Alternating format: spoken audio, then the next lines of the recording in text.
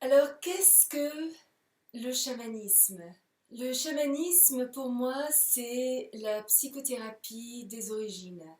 Alors, le chamanisme utilise en particulier des plumes et des pierres, tout simplement, des pierres toutes simples.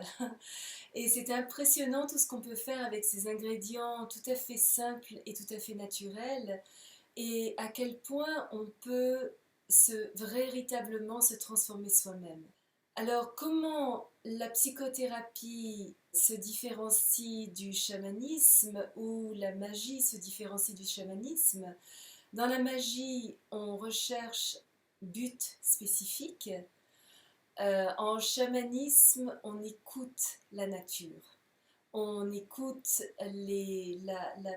l'animal qui traverse notre chemin, va avoir une signification très spécifique parce que chaque animal, de par sa nature, de par son mode de vie, de par toutes sortes d'éléments reliés à cet animal, une médecine spécifique.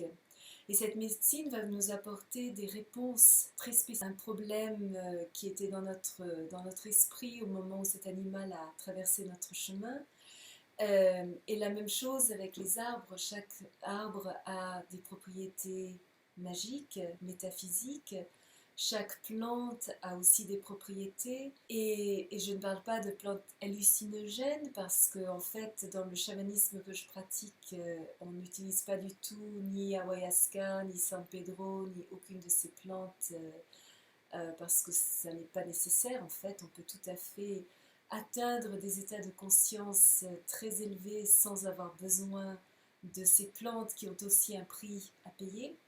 Et comment le chamanisme est aussi différent de la psychothérapie. En psychothérapie, on va répéter un incident qui nous est arrivé. Alors disons que ma maman m'a oublié de me chercher à l'école quand j'avais 4 ans. Et je vais ressasser ça pendant des années et des années. Ça va créer des problèmes d'abandon, etc. Alors que, donc en fait, quelque part, on ancre le problème. Alors qu'en chamanisme, on va écouter l'histoire une fois, peut-être deux fois, et puis on va la laisser partir. Et on ne va pas l'ancrer, on ne va pas la nier, mais on ne va pas non plus faire de cette histoire quelque chose, une montagne. Et une montagne qui va être de plus en plus infranchissable avec le temps. Et on connaît tous des gens qui parlent de leur divorce comme s'il les était arrivé hier. Et quand on leur demande la date du divorce, on se rend compte que ça s'est passé il y a 20 ans. Donc, mais ils portent encore toujours cette cicatrice, cette peine, cette douleur. Et en fait, tant qu'on porte ces associations avec des événements du passé, avec notre culture, avec nos histoires, avec notre éducation, la famille, tout ce qui nous a quelque part défini de l'extérieur, eh bien, on ne pourra jamais vraiment découvrir qui on est réellement, parce que on n'est pas notre compte en banque, on n'est pas notre relation, on n'est pas notre profession, on n'est même pas notre nationalité ou notre culture, on est. Et qu'est-ce que ça veut dire d'être? Et ça, c'est la grande question. Euh, Shakespeare disait être ou ne pas être, mais je crois que ne pas être, bon, mais être, qu'est-ce que être? Et qu'est-ce qu'est notre vérité?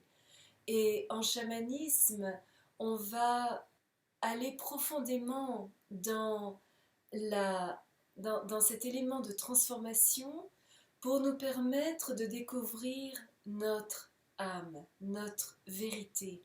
Et une fois qu'on découvre notre vérité, on devient comme un lac transparent.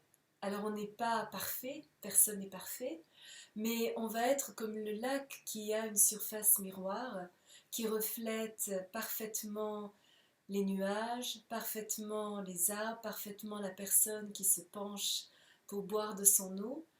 Et on devient en quelque sorte un témoin sacré de l'univers.